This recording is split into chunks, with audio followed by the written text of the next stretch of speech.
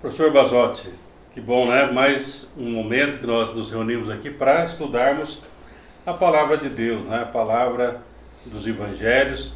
E hoje nós vamos ver duas pequenas parábolas, né? Mas que são muito relevantes, né? Porque elas vão falar sobre o reino de Deus, que faz uma tremenda diferença. Fez na época de Jesus, eu creio que continua fazendo diferença hoje, né? Amém. Nós vamos aqui então ler essas duas pequenas parábolas, mas vamos aproveitar para ver o contexto em que essas parábolas aconteceram também. Certo. Uhum. Tudo isso está no Evangelho de Lucas, capítulo 13. Então nós vamos começar a partir do versículo 10, onde nós temos o episódio da mulher encurvada, a cura de Jesus no sábado e toda a problemática que se seguiu. Uhum. E logo após então esse episódio é que vem as duas parábolas. Então eu vou ler todo o contexto para nós chegarmos nas parábolas. Certo. Né? Então vamos lá. Ensinava no sábado numa das sinagogas. Eis que estava ali uma mulher que tinha um espírito da enfermidade, que havia já 18 anos, e andava curvada, e não podia de modo algum endireitar-se. E vendo a Jesus, chamou-a e disse: Mulher, estás livre da tua enfermidade. E impôs as mãos sobre ela, e logo se endireitou e glorificava a Deus. E tomando a palavra, o príncipe da sinagoga, indignado, porque Jesus curava no sábado, disse à multidão: 6 dias há em que é mister trabalhar. Nestes, pois, vinde para seres curados, e não no dia de sábado. Respondeu-lhe, porém, o Senhor, e disse: Hipócrita, no sábado não desprende da manjedoura cada um de vós o seu boi ou jumento, e não leva a beber água? E não convia soltar desta prisão no dia de sábado esta filha de Abraão, o qual há 18 anos Satanás mantinha presa? E dizendo ele isso, todos os seus adversários ficaram envergonhados, e todo o povo se alegrava por todas as coisas gloriosas que eram feitas por ele. E dizia, aí entramos agora nas palavras, e dizia: Aqui é semelhante o reino de Deus, e a que eu compararei? É semelhante ao grão de mostarda, que um homem tomando-o, lançou na sua horta, e cresceu, e fez-se grande árvore, e em seus ramos se aninharam as aves do céu. E disse outra vez: A que compararei o reino de Deus? É semelhante ao fermento que uma mulher, tomando-o, escondeu em 3 medidas de farinha, até que tudo levedou. Bom, pastor, então nós temos aqui o episódio da cura da mulher encurvada, seguido dessas parábolas. Eu quero que o pastor me dê uma ligação. Eu estou sentindo assim que tem alguma coisa a ver com acolhimento, porque quando eu penso numa árvore cheia de pássaros, me dá uma ideia de acolhimento. Eu queria que o pastor começasse aqui com os nossos ouvintes, estabelecendo uma ponte entre a cura feita por Jesus, a polêmica que seguiu na questão do sábado e as parábolas em si. Certo. Então, professor Basotti, aqui é algo que é impressionante, porque eles estão na sinagoga, eles estão num lugar onde pressupõe a presença de Deus, pressupõe uma adoração a Deus, louvor a Deus. Um espírito de acolhimento. Um lugar onde as pessoas podem ir lá. Podem levar suas dores, levar suas alegrias, ou enfim, compartilhar todas as questões que são pertinentes à vida humana. Né? E naquele momento, nessa sinagoga, tem uma mulher que talvez se destacou, porque Jesus, olhando para ela, talvez tenha tido essa discernimento de que havia uma atuação do mal profunda naquela vida. E Jesus, então, fala: olha, mulher, a partir de hoje você está liberta. Agora imagine isso, ela vinha sofrendo por 18 anos nessa situação. Talvez podemos, até como aquela mulher com fluxo de sangue também, que um bom tempo estava sofrendo, ou aquele paralítico no tanque de Betesda, 38 anos sofrendo. Então Jesus, ele vai ao encontro dessas pessoas, e veio ao encontro desta mulher e a curou. Eu imagino, professor, se eu estou num lugar assim, eu acho que seria um momento de glorificarmos a Deus, certo? Só que no versículo 14 do capítulo 13, aí que o senhor leu, Lucas 13, verso 14, o chefe da sinagoga, indignado de ver que Jesus curava no sábado, disse à mulher: 6 dias há que se deve trabalhar. Vinde, pois, nesses dias para seres curados, e não no sábado. Ou seja, ele fica indignado de Deus ter feito uma cura. Quer dizer, a lei, você tem a lei e tem o acolhimento, o amor. Então você tem que A vida é mais importante. Né? Então, perceba assim, uma religião que perde a dimensão da humanidade deixa de ser a religião do Senhor, deixa de ser a igreja de Cristo. Né? E Jesus aqui até coloca, né? Ele fala em boi, em jumento, se eles cuidavam de um boi e de um jumento no sábado, por que não um ser humano? Então ainda ele fala assim, esta é uma filha de Abraão. Embora ela ficou escravizada por Satanás por 18 anos, ela é uma filha de Abraão. Ou seja, Abraão, filho de Deus. Né? Então fala assim, essa mulher também é filha, é criatura de Deus, é alvo do amor de Deus. Onde, né, se vocês tratam assim os animais, por que vocês não tratam assim as pessoas? Né? Então, a religiosidade, muitas vezes, ela se torna perniciosa.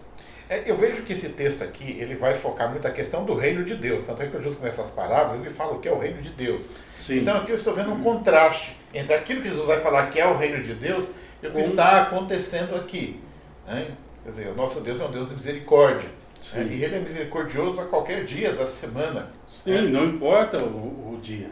E se uma pessoa religiosa cuida do seu boi, do seu jumento, no sábado, lá vem o boi caiu no buraco, lá vai deixar até o dia seguinte? Né? Não vai tirar. Então, quanto mais para um ser humano, na essência. Sim, né? Com certeza, com certeza.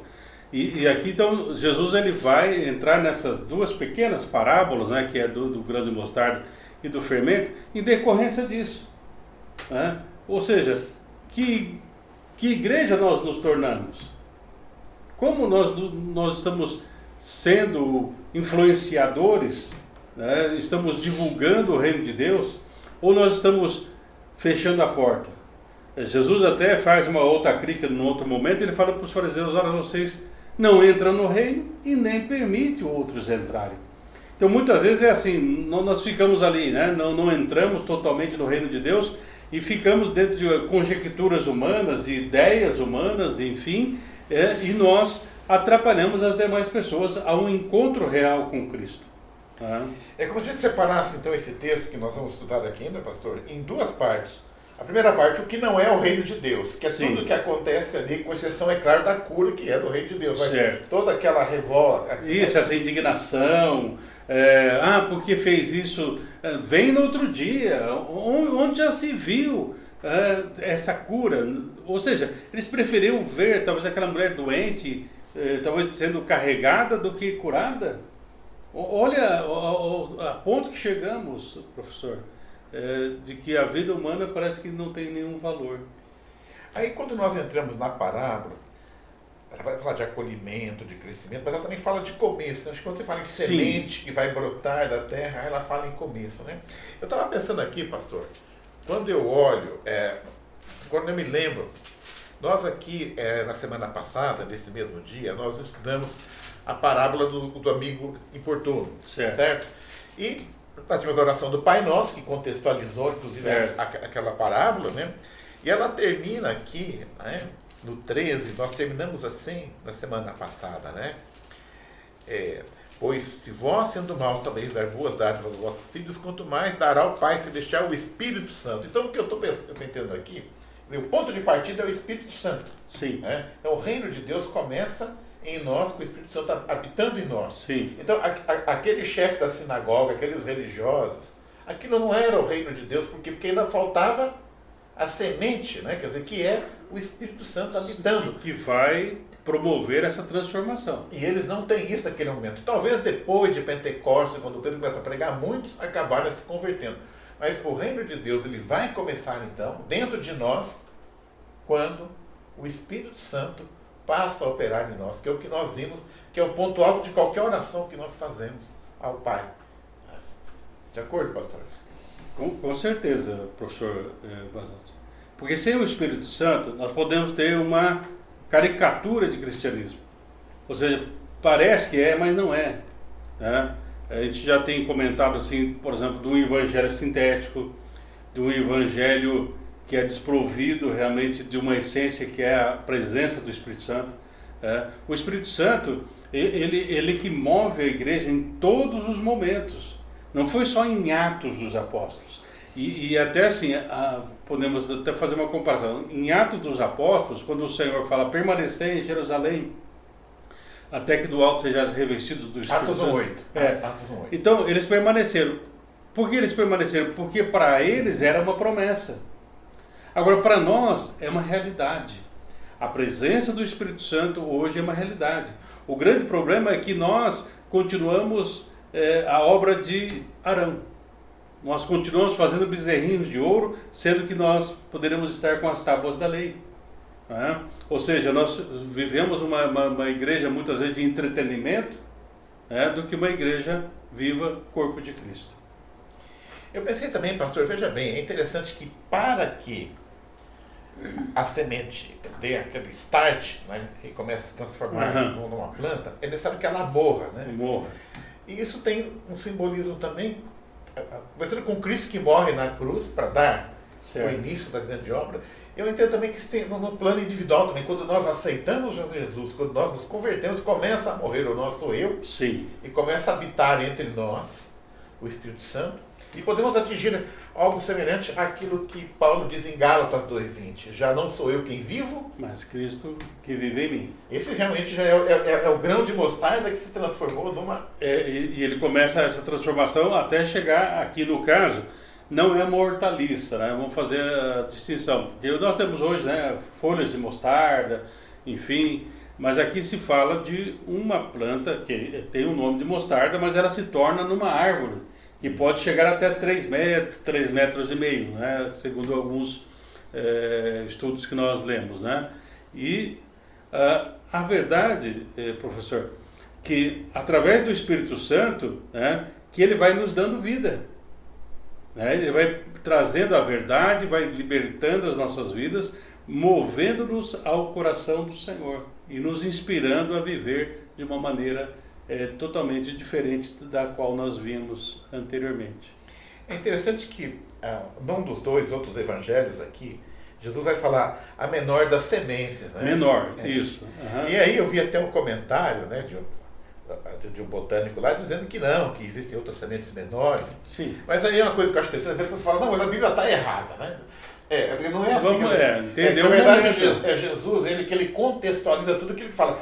O que eu estudei essa semana é que, naquele contexto daquela época, quando se falava assim em alguma coisa, primeiro, quando se queria falar alguma coisa que é pequeno, o símbolo era a semente. Sim. E dentro do conhecimento deles, sim, a mostarda era a melhor semente que eles conheciam. Com certeza. Né? Então, imagina Jesus querendo ser preciso, como o pastor quer. Olha, gente, daqui 1.500 anos, né, vai surgir um país chamado Brasil, lá vai ter uma floresta chamada Amazônia, lá vai ter uma sementinha que... Quer dizer, não faz sentido. Então, quer dizer, a parábola, né, quer dizer, é Jesus falando uma linguagem que o povo entende. Então, quando ele diz que é a menor semente, ele não quer entrar aqui em discussões botânicas. Não, e todo mundo entendeu. Quer dizer, a melhor semente naquele contexto. Sim, né? Para o judeu, quando eles queriam falar de uma coisa pequena, tal, quase tal, é o grão de mostarda. Né? Então, para o contexto está certíssimo. Né? Não vamos entrar agora. Jesus não é botânico. Né? Jesus, ali também, ele tem a sua humanidade, vamos dizer assim, dentro de uma certa limitação. Mas dentro do contexto judaico, quando se referia a essa pequena semente, todo mundo entendeu. Todo mundo estava entendendo o que Jesus queria dizer com isso. Da mesma forma, na parábola seguinte, que ele vai falar do fermento, quer dizer, era algo também que era bastante conhecido. Comum. A preparação do pão, sim, né? a preparação, o fermento, o crescimento do pão. Com certeza. Tudo isso está presente. Tudo isso está presente, né? Então, o que nós temos que prestar atenção, não nessas picuinhas. Porque se você começar assim, porque é isso, aquilo... A botânica lá diz que lá na Tasmânia tem uma semente menor. Não interessa, mas dentro do contexto aqui, o que Jesus quer dizer assim, olha, o reino de Deus ele vai começar pequenininho, e realmente vem, né? Porque começa com Jesus, né? Começa ali Jesus chamando 12, e vai num contexto, e isso vai crescendo a ponto de dos primeiros pais da igreja dizerem que o sangue dos cristãos são sementes, porque quanto mais os cristãos morriam, mais pessoas se tornavam cristãs, né? Ou seja, fazendo a diferença. E até no livro de Zacarias fala assim, não despreze os humildes começos. Né? Então aqui Jesus está dizendo para os discípulos, olha, nós vamos começar aqui uma revolução espiritual. Nós vamos começar aqui uma transformação espiritual, para que nós não cheguemos ao ponto de, num dia que houver uma cura, como aconteceu agora, acabou de acontecer, nós fiquemos indignados, mas glorifiquemos o nosso Pai.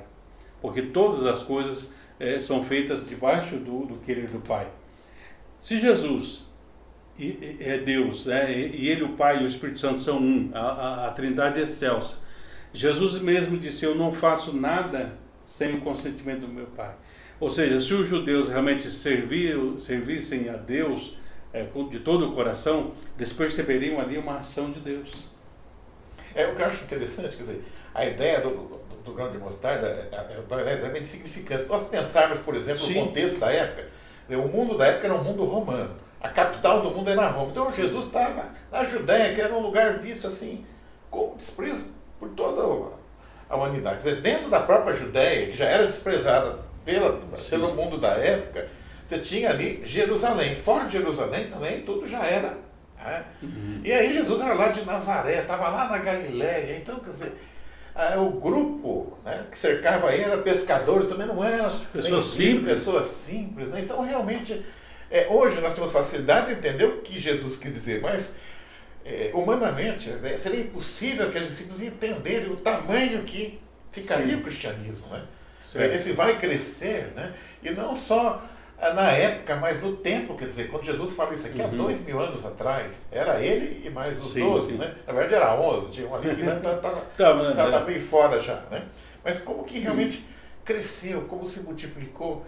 E o que eu acho bacana, pastor, também, veja bem, o senhor citou aqui Atos 1:8, quando Jesus fala, ser-me-eis de testemunha em Jerusalém, em Samaria, né?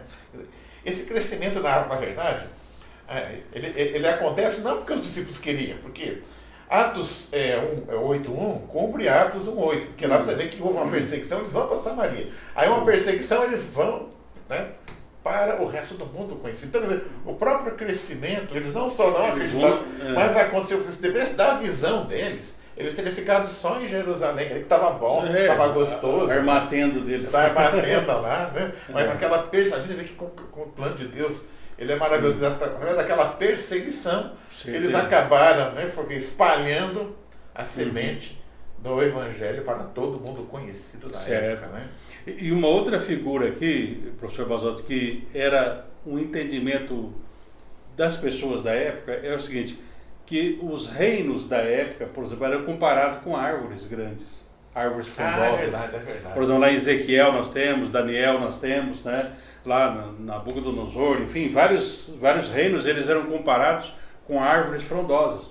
E o Senhor está falando assim, olha, nós somos hoje pequenos, nós vamos nos tornar uma árvore frondosa. O reino de Deus vai se manifestar nesses dias, com poder, com glória, com paz, com alegria e tal. Só que ele é totalmente diferente dos padrões estabelecidos, né? Porque o reino humano é para dominar, para subjugar, e o reino de Deus ia vir aqui, como aconteceu no caso desta mulher, para libertação, para cura, para renovação, ou seja, para uma vida plena, abundante, uma vida real e significativa.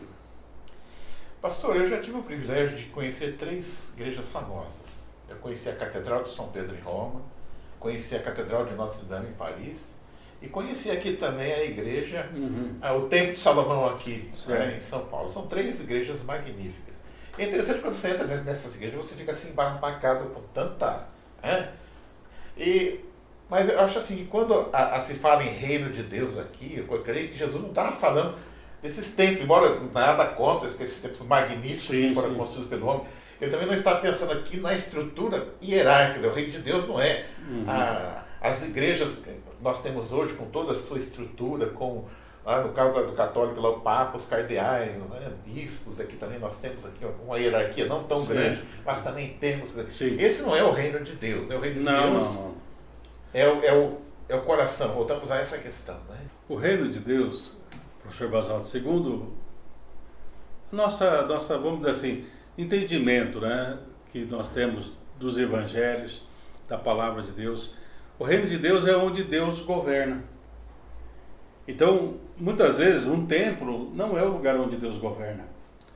Muitas vezes uma vida ou uma casa não é reino de Deus porque não é o lugar onde Deus governa. Mas quando Deus começa a governar o nosso coração, a nossa vida, governa a nossa família, governa a nossa comunidade, ali há uma manifestação do reino de Deus, né? Alguns colocam, eu não sei se talvez, vou me equivocar, né? Uns falam talvez desses pais da igreja, eu não vou talvez citar nomes agora, porque talvez eu possa errar, mas a ideia que eu quero trazer, que é importante, né? O nome em si, mas um dia mostrando, né, catedrais e coisas vitrais e tudo de ouro na igreja, né? E alguém falou assim, olha aonde nós chegamos, né? Como nós estamos agora. E então a pessoa disse naquele momento, mas infelizmente nós não temos a autoridade mais para dizer ao paralítico, né? Levanta, toma teu leito. Agostinho que disse isso. Uns falam Agostinho, outro Tomás de Aquino. Esse é um dos dois. É um dos dois, né? Que diz, né? Olha, nós não temos mais essa autoridade. Então o reino de Deus não é para ter coisas. Sim, deixa impressionado. Impressionado, são coisas tão bonitas, obras magníficas feitas lá por Michelangelo, os grandes. E também a igreja, parece um paradoxo, uma coisa talvez contrária ao pensamento comum, a igreja não é para fazer. Ela não é para ter e nem fazer, mas é para ser a expressão do corpo de Cristo nessa terra. Porque a igreja tem que fazer aquilo que o Senhor quer que ela faça, e não aquilo que nós queremos fazer, né? Por isso, eu estava lendo, até comentei aqui na igreja com algumas pessoas, um livro chama Labirinto da Espiritualidade, onde o autor fala assim, olha que ponto nós chegamos a ser como igreja. Hoje nós tomamos um aspecto de discoteca, né? Luzes apagadas, luzes brilhantes, danças, shows, palhaços, enfim, né? Tudo para sermos uma igreja atrativa. Mas atrativa para quem? Para glorificar quem? E qual a transformação que está sendo trazida para isso? Jesus Cristo continua sendo o caminho, a verdade e a vida. Eu não posso barganhar com isso, professor Basotti. Diz, ninguém vem ao Pai senão por mim. Não tem plano B. Mais uma vez. Então, Jesus é o centro da igreja. E é o caminho. E ele é o caminho. Ele falou, eu sou um dos caminhos. Eu sou o. É um artigo definido aí, né? Então, hoje, muitas vezes nós temos que perceber assim, como uma pequena semente, ela cresceu e precisa estar crescendo. Nós fazemos parte hoje, nós somos essas aves aqui que viemos aqui, não só para comer das sementinhas, mas na minha tradução, não sei na tradução do senhor, é um pouco estranha essa tradução. Qual versículo? No versículo 19, as aves dos céus aninharam-se nos seus ramos. Tem essa expressão? O versículo 19. Fez-se grande árvore e em seus ramos se aninharam as aves do céu. Aninharam, ou seja, fizeram ninho. Eles não foram ali só consumir a mostarda, eles foram fazer parte daquela estrutura ali. Senhor, talvez o nosso erro, foi o meu erro quando eu vi essas estruturas magníficas, né? Sim. Nós olhamos a árvore e acabamos esquecendo o principal, que é a semente, a boa terra, a seiva. Ficamos só olhando a árvore. Né? Então, as coisas internas. Né? Porque muitas vezes nós vemos, por isso que eu falei, uma caricatura. Né? Você olha assim, que legal. Que coral maravilhoso, né? Que vitral. Há muito tempo atrás, né, um irmão chegou para mim e falou assim, eu fui no tal culto, rapaz, nunca dei tanta risada quanto eu dei nesse culto, né? Eu falei, tudo bem, talvez teve um som do riso, tudo bem, amém, nada contra.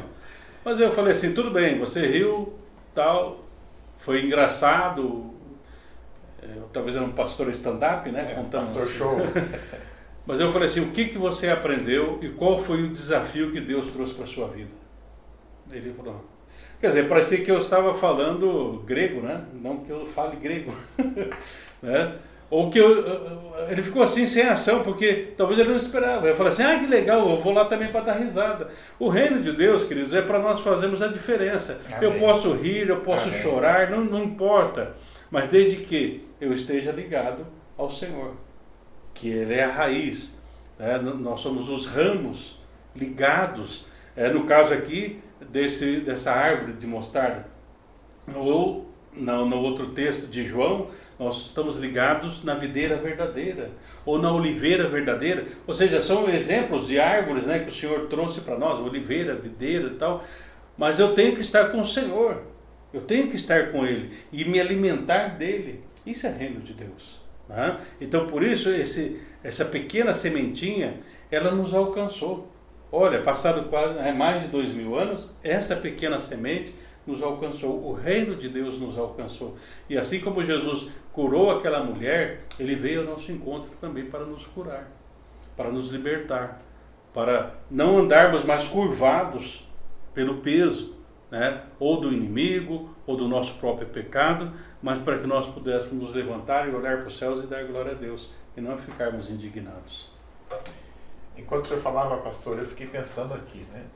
Nós hoje fazemos parte de uma árvore, né, que veio de uma outra árvore, sim. que veio de uma outra árvore. Se a gente for voltando, a gente vai cair numa semente pequenininha, que é Jesus morrendo na cruz por nós, uma coisa talvez aparentemente sem significado. Né? E até eu achei interessante, eu vi há pouco tempo um documentário, né, que existe uma grande dificuldade hoje de se estudar Jesus histórico, porque ele era pouco conhecido. O máximo que se conseguiu chegar é que havia um cidadão daquela que morreu, teve uma morte violenta por razões religiosas. Quer dizer, há uma dificuldade. Se você for estudar os de Herodes, é muito mais fácil. Tem lá Templo de Herodes, Castelo de Herodes, você pega personagens lá da época, os reis de Roma que foram contemporâneos, os generais, todo mundo tem uma forte história. Jesus é difícil, por quê? Porque na época ele não era uma pessoa tão relevante quanto se tornou. Então, hoje a nossa vida foi mudada, né? Parece até uma coisa engraçada, mas não é. Quer dizer, nós tivemos a nossa vida mudada hoje por um cidadão judeu que morreu há 2000 anos atrás e que ninguém sabe bem, né, como é que era. Há uma dificuldade e eu entendo por quê. Porque há poucos documentos, né, da época em relação a ele. Então, realmente é um grão de mostarda que se transformou numa árvore frondosa. Sim. E nós hoje somos acolhidos nessa grande árvore. Eu entendo também, pastor, que talvez essas árvores diferentes seja até uma indicação dos gentios, os não-judeus, que somos nós, que fomos acolhidos nessa árvore. Com também, certeza. Né? Realmente, professor Basotti, é interessante, não tem muitos livros que falam da história de Jesus, e alguns que falam meio distorcidamente, né? Mas falar sobre Jesus, escrever sobre Jesus, talvez seja uma das biografias que tem mais títulos no mundo inteiro, né? Agora, por que historicamente talvez não temos tanto material assim? Talvez dentro daquela palavra do próprio Senhor Jesus: se o mundo vos odeia, lembre-se, primeiro ele odiou a mim. É lógico, se o mundo odeia Jesus, não vai escrever sobre Jesus, né? Não há nenhum interesse em fazer propaganda de Jesus. E por isso Jesus está falando assim, não importa, eu não preciso de marketing, eu não preciso de campanhas publicitárias disso ou daquilo, eu não preciso de uma vinheta ou de uma música especial para chamar a atenção. O reino de Deus, mesmo sendo um grãozinho de mostarda, mas é na bênção celestial. Ele traz todo o sobrenatural de Deus. E aí vai fazer a diferença. E realmente, não fizeram marketing de Jesus. Pelo contrário, tentaram destruir, né? Não, ele não ressuscitou, roubaram o corpo de Jesus e tal. E até hoje isso tem perdurado, né? Um pensamento distorcido, né? Mas Jesus Cristo, Filho de Deus, o Verbo que desde o início estava lá com o Pai, ele está. E essa transformação, professor Basotti, acontece porque Jesus Cristo morreu, mas ele ressuscitou. Nós estamos falando do Cristo vivo. O Jesus histórico morreu ali na cruz, mas o Pai ressuscitou. E hoje nós temos o Salvador. Amém. Que até Handel, não é? A alegria dos homens. Jesus, a alegria dos homens. Então Jesus se torna a nossa alegria, porque ele é um Deus vivo. Era uma pequena semente, mas essa semente foi transformada. Eu li, pastor, e provavelmente é um dos poucos textos que fala de Jesus fora da Bíblia, um dos textos mais antigos. Flávio José escreveu, por volta do ano 70. Ele fala de Jesus e fala dos seguidores. Mas se você ler o texto, é um texto curtinho. Eu tenho o livro, chama História dos Hebreus. Né? Sim. Eu acho que ele não estava desfazendo Jesus, mas assim, ele coloca uma coisa tão insignificante. Fala, tem um grupinho aí, de um tal de Jesus aí que morreu, né? Com as ideias malucas. Eu entendo que a visão do Flávio José é uma visão que tinha na época. Quer dizer, é um grupinho de maluco que tem aí. E na época tinha tantos grupos que saíam do judaísmo. Né? E aí eu lembro de Gamaliel, né, que ele dá aquele conselho, ele fala, olha, se for de Deus vai crescer, se não for, vai diminuir. E realmente como foi de Deus, cresceu. Né? Por isso Paulo fala assim que os judeus pediam sinais, os gregos sabedoria, tal, ele veio a loucura da cruz. Né? Porque a loucura de Deus é mais sábia do que a sabedoria humana. Então realmente o reino de Deus veio para virar tudo de ponta cabeça, veio para transformar. Ou seja, veio para trazer uma transformação radical. Por quê? Porque o ser humano ele tem uma ideia, né, de vamos dizer assim, estatificar, de querer engaiolar as coisas, de querer rotinizar as coisas. E isso traz a indignação desse chefe da sinagoga, porque ele falou assim, saiu um pouquinho fora do script. Ou seja, Jesus falou assim, vou fazer um novo script. Né? Talvez até... como tinha um programa, né, muitas vezes o pessoal se perdia no script, né, e eles improvisavam. Né? Então, ou seja, Jesus fala assim, vamos improvisar a nossa vida a partir do reino de Deus. Né? Vamos fugir dessas rotinizações humanas aí. Eu vejo assim, Jesus ele não veio para mudar, ele quis tirar o gesso, que estava muito engessado. Né? Sim. Porque, veja bem, a ideia de guardar um dia, hoje nós guardamos o domingo, que equivale ao sábado, de repente lá, num domingo, você tem um problema lá, tem que levar a sua mãe, sua tia no hospital, quer dizer, você não vai estar quebrando o domingo, né? Sim. Ou de repente você tem que visitar uma pessoa que está doente e você só tem aquele dia. Então, quer dizer, Jesus, na verdade, ele não diz assim, ó, você não deve guardar o sábado. Na verdade, o que ele está colocando aqui é que você você deve não deixar de fazer o bem naquele dia, se for necessário. É isso que ele quer dizer. Então, esse é o reino de Deus. O reino de Deus não deixa você engessado, você cumpre a lei, mas você não fica amarrado. Como eles estavam muito engessados. Tanto não vamos entrar nessa questão, mas só para você entender como o reino de Deus, como pequena semente, ela veio e revolucionou, porque naquele tempo de Jesus e em toda a história, né, depois foi se transformando. Por exemplo, uma pessoa não tinha horário de trabalho, ele trabalhava, amanheceu, vai trabalhar, escureceu, vai dormir, e assim ia. Né? Mas aí começou a haver uma revolução. Hoje nós temos aí pessoas que trabalham de segunda a sexta, alguns de segunda até sábado, meio-dia, né? E param. Isso é influência do reino de Deus. Né? Então hoje, né, vamos dizer assim, nós temos, por que eu não vou entrar na questão do sábado em si, mas, por exemplo, o muçulmano guarda a sexta-feira. Bem ou mal, mas eles estão parando. Quer dizer, a ideia é você parar, porque lembra-te do dia tal, para santificar o Senhor. Eu posso guardar o sábado ou domingo ou sexta-feira e não santificar o Senhor. Né? Não ter uma atitude santificada. Né? Então, o cristão passou a guardar o domingo, ter o domingo em si. Né? Mas isso são influências do reino de Deus. Porque senão nós estaríamos trabalhando de sol a sol. Mas houve uma transformação. E essas coisas muitas vezes as pessoas não percebem. Pastor, está me lembrando aqui, nos tempos de Stalin, na União Soviética, tempos terríveis, né, ele tentou passar de uma semana para 10 dias. Né, e não funcionou. E com todo aquele poder que ele tinha, né, sim, sim. Então, ele era um chicote realmente em cima do povo. Então já se tentou mudar. E é algo que parece que não dá realmente. Essa questão, né, de você trabalhar 6 dias, descansar ela vem funcionando bem. Tudo aquilo que Deus realmente fez é bem feito. É bem feito. Então, porque, por exemplo, lá na antiga lá, União Soviética, né, não se solidificou. Porque eles tentaram, além disso, tentaram tirar a Bíblia como palavra de Deus, tirar a religiosidade. Mas como Santo Agostinho dizia, professor Basotti, o ser humano tem dentro de si uma centelha divina. Ou seja, a espiritualidade é algo intrínseco ao ser humano, porque Deus nos criou para o louvor da sua glória. Então, quer dizer, eles tentaram tirar isso. Não Tirar consegue, a semente. Não consegue. Não consegue. Né? Então, lógico, eu infelizmente, né, vamos dizer assim, como nós estudamos a parábola do semeador, né, o problema nunca está na semente, está no terreno. Né? Então todos nós recebemos a divina semente.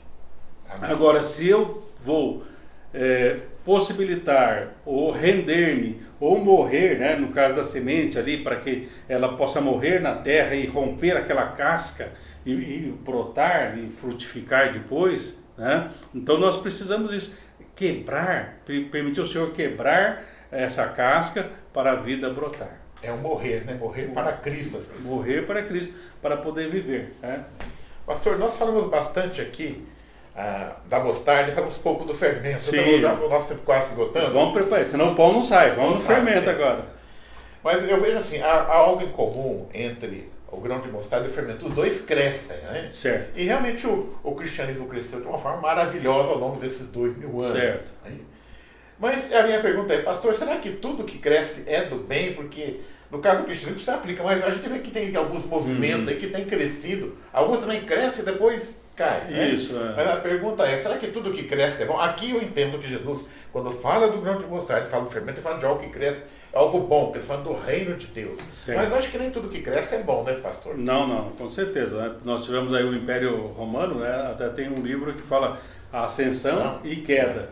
Aí ele coloca alguns elementos, né, que permitiram talvez a queda do Império Romano, e justamente um deles foi a destituição da ideia de família, segundo o padrão de Deus. Então, esse é um dos que talvez, né, um dos pontos que talvez possam ter afetado, né, o declínio do Império Romano.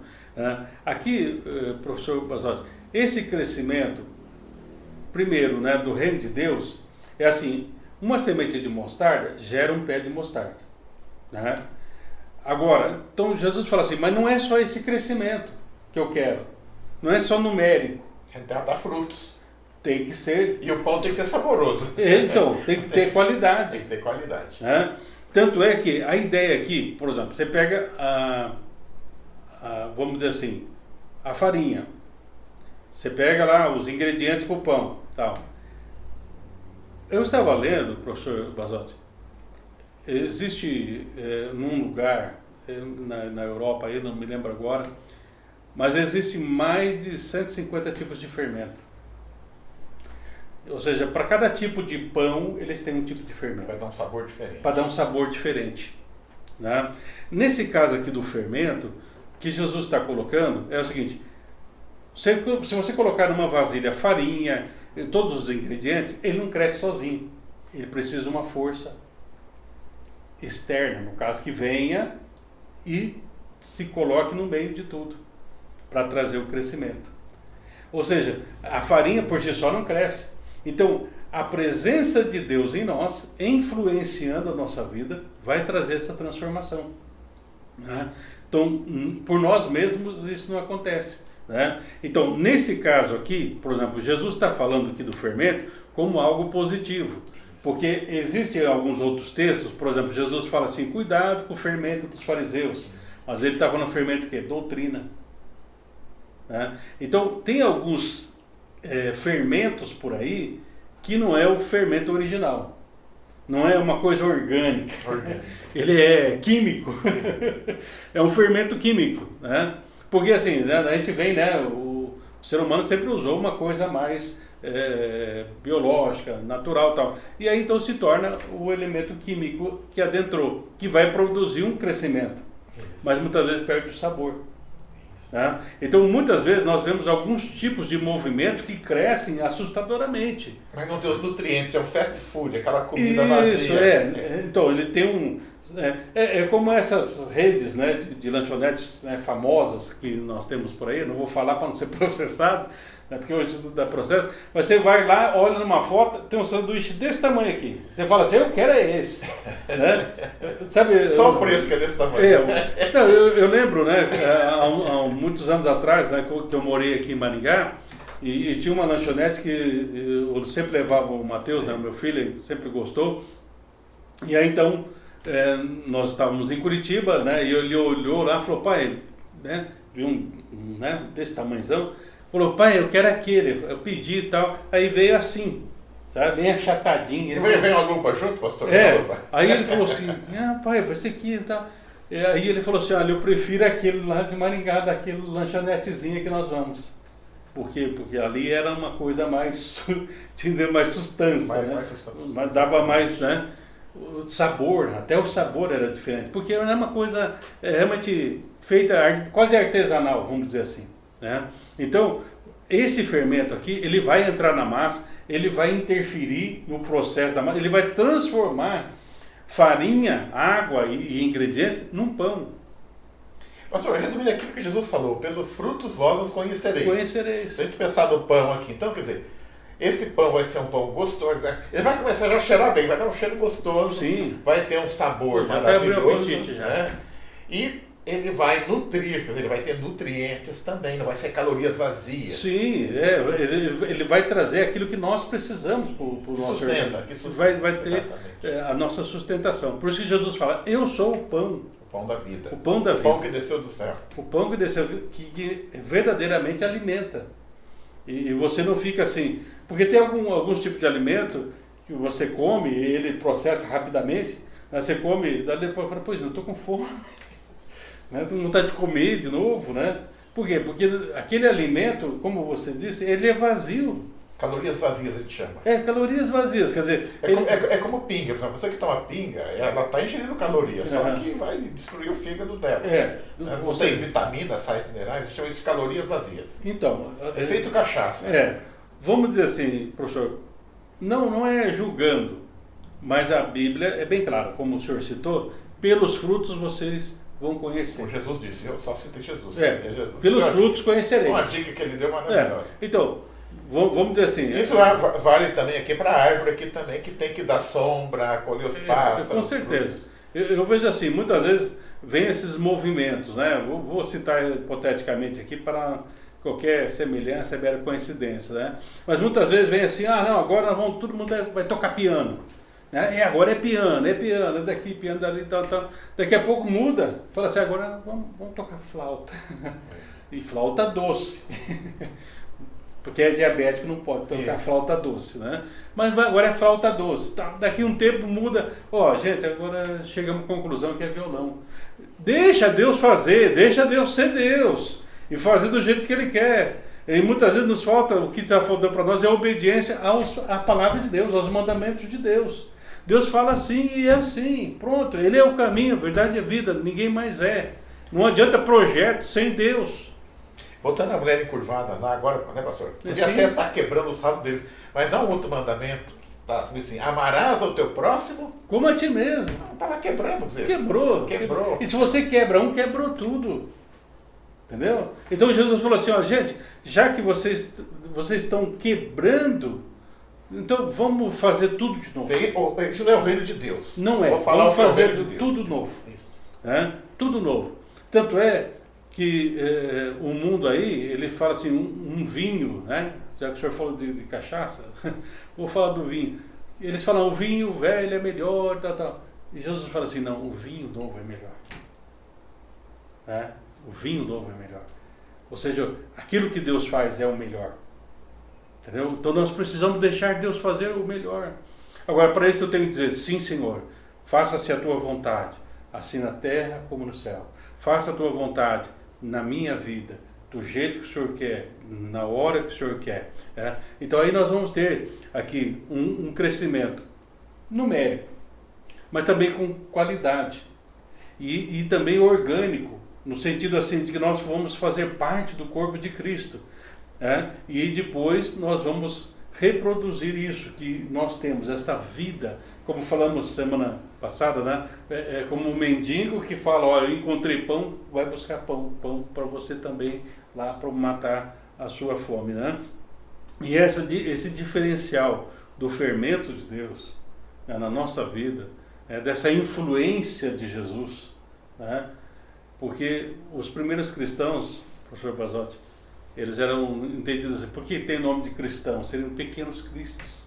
Imitadores. Será que nós realmente somos os imitadores de Cristo? Será que já não somos nós que vivemos e é o Senhor que vive em nós? Gálatas 2:20. Né? Será que é o Senhor que vive em nós? Aliás, essa expressão imitador, se a gente pensar na grandiosidade de Jesus, a moral de Jesus, né, o que ele era, é até um atrevimento de falar que é imitador dele. Até vai falar imitador, é um atrevimento. Nós estamos tão distante dele quando nós olhamos a santidade dele, a pureza dele, o amor dele. Então, falar que nós somos imitadores dele, nós estamos, na verdade, sendo até um pouquinho atrevidos.